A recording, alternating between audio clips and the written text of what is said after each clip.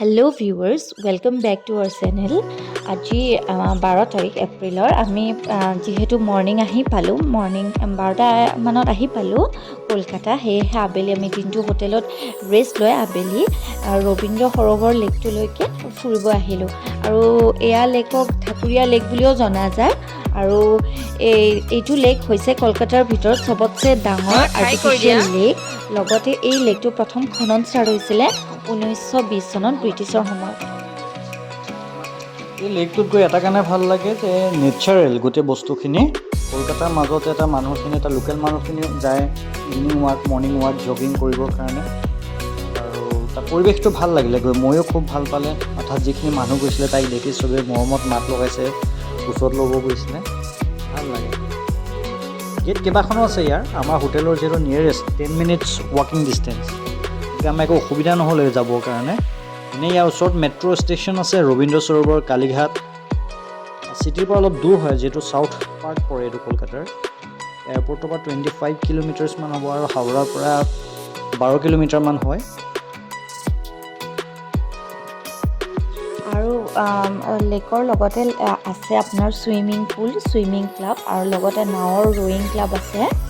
খুব ধুনীয়া পৰিৱেশ আৰু ইভিনিং ছানছেটটো আমি খুব এনজয় কৰিলোঁ ইয়াত। আমি ক'ত আহিছোঁ? ক'ত আহিছোঁ?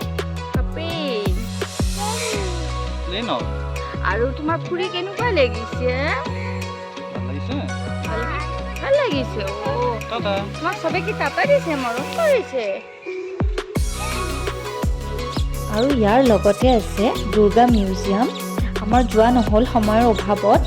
আৰু দুৰ্গা মিউজিয়ামত কলকাতাৰ চবতছে এৱাৰ্ড উইনিং যিবিলাক থাকে, দুৰ্গা আইডলছ থাকে, সেইবিলাক ইয়াতে সংৰক্ষিত কৰি থোৱা হয়। আৰু লগতে আছে এখন ষ্টেডিয়াম আৰু কবি নজৰুল ষ্টেডিয়াম।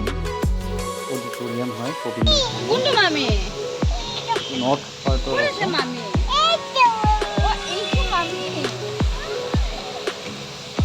ময়ো বহি থকা বেঞ্চখনৰ বেক চাইডে এইটো কবি নজৰুল অডিটৰিয়াম। ইয়াত এনুৱেল কিছুমান মিউজিকেল কনফাৰেঞ্চ হয়। নজৰুল যিটো অডিটৰিয়াম, সেইটো একচুৱেলি দেখুৱাইছোঁ এটা বেলেগ এটা কাৰণতে। যোৱা বছৰ ইয়াতেই আমাৰ ছিংগাৰ কে ছাৰৰ ইয়াতে অন্তিম লাষ্ট পাৰফৰ্মেঞ্চ কৰি পেলাই তেখেতৰ মৃত্যু হৈছিলে। আৰু তেতিয়া আমি তাৰে ষ্টাফত লগ পাইছিলোঁ, সুধিছিলোঁ। তেখেতসকলেও ক'লে যে সেইদিনা বহুত বেছি মানুহ হৈছিলে, যিখিনি কেপাচিটি আছে তাতকৈ বহুত বেছিয়ে মানুহ হৈছিলে। সেইটো কাৰণেও অলপ প্ৰব্লেম হৈছে বুলি কৈছে, সেইটো এটা ৰিজন।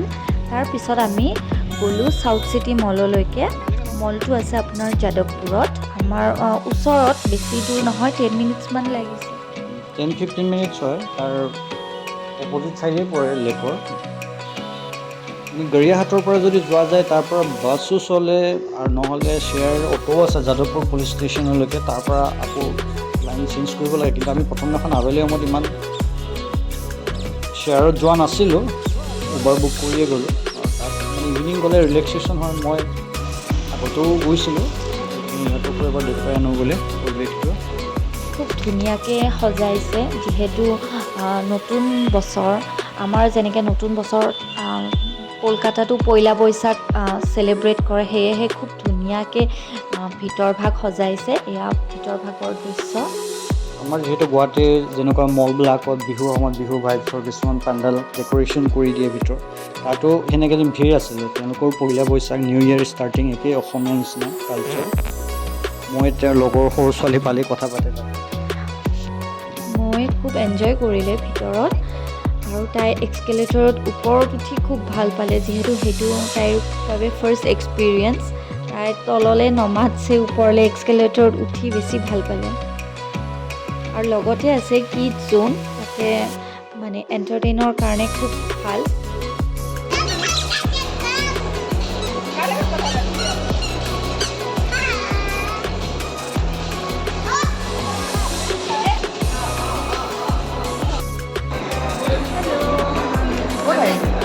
আমি চাউথ চিটি ফুৰিব আহিছোঁ।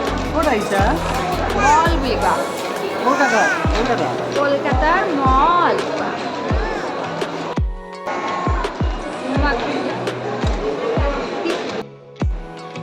এয়া হৈছে ভিতৰত থকা যিটো কিডছ জোন, য'ত বিভিন্ন ধৰণৰ খেলিব পৰা অপশ্যন আছে। যিহেতু ময়ো সৰু আছে, তাই খেলা নাই, কিন্তু ভিতৰ ভাগ আমি এনজয় কৰিলোঁ, তাইও ভাল পালে। কাৰ্ড বনাব লাগে যদি খেলিবৰ কাৰণে, তেওঁলোকৰ মেম্বাৰশ্বিপ থাকে, মেম্বাৰশ্বিপ লৈ কৰিব পাৰি। কিন্তু এই যিহেতু খেলিব পৰা বয়স হোৱা নাই, গতিকে আমি কাৰ্ড চাৰ্ট বনোৱা নহ'লে আৰু আমি যিহেতু তাৰ টুৰিষ্ট হিচাপে গৈছোঁ, তাৰতো লোকেল নহয়। কাৰ্ডছ নবনালোঁ, আমি এনেই ভিতৰত এনজয় কৰিলোঁ। খুব ধুনীয়া, খুব ধুনীয়া।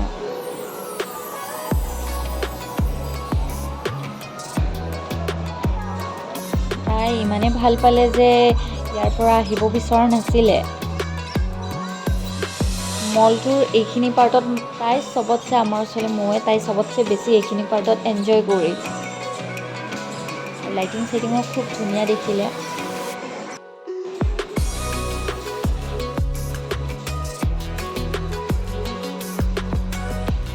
সেইদিনা বহুত গৰম আছিল, যিহেতু আমি মলৰ ভিতৰত আছিলোঁ, গৰমটো অনুভৱ নকৰিলোঁ।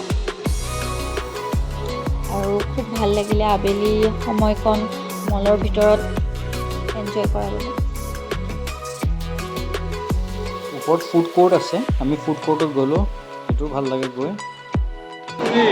তলত যাবা চোৱা।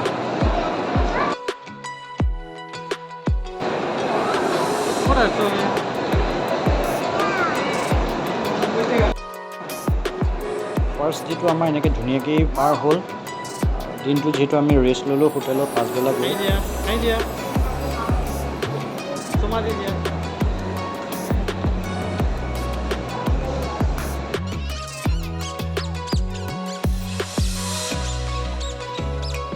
তাত বেছি সময় আমি নকৰিলোঁ, আকৌ যিহেতু উভতিব লাগে, তাত থাকি যিমানখিনি সময় লাগে আমাৰ কৰি পেলাই আমি তাৰ পৰা আকৌ নিজৰ হোটেলৰ এৰিয়ালৈ আহিলোঁ। আৰু এই ফ্ৰুট জুচ খুৱাই থাকিবলগীয়া হৈছে গৰিয়াহাট গোলপাৰ্কত আহি আমি। যিহেতু গৰম বহুত আছিলে, চ' ডিহাইড্ৰেশ্যনৰ চান্স থাকিব পাৰে, আৰু গৰমত ফ্ৰুট জুচটো খোৱাটোও ভাল। আৰু জুচত মানে অকণো পানী নিদিয়াকৈ দি দিয়া, অনলি ফ্ৰুট। ইয়াৰ ওচৰতে আমি কেইবাদিনো খালোঁ। আমাৰ যিহেতু হোটেলৰ ওচৰত গৰিয়াহাট বুলি কয় জেগাডোখৰ, ইয়াৰ ছাইডৰ পৰাই আপোনাৰ গৰিয়াহাট মাৰ্কেটটো আৰম্ভ হৈ যায়, হ'লচেল ইয়াৰ দৃশ্য তাৰ। আৰু তাত ওচৰে পাজৰে খাবলৈ বহুত অপশ্যন আছে। আমি চিক কাবাবৰ নৰ্থ ইষ্ট কিটচেনৰ পৰা ম'ম' লৈছিলোঁ। ছাইডতে এখন আছে আইচবাৰ্গ। কেনেকুৱা? তাতে ফাৰ্ষ্ট ডে আমি খাইছিলোঁ। কোৱালিটি ভাল। কি খাইছা? ফ্ৰাইড ৰাইচ আৰু চিলি চিকেন কম্বো।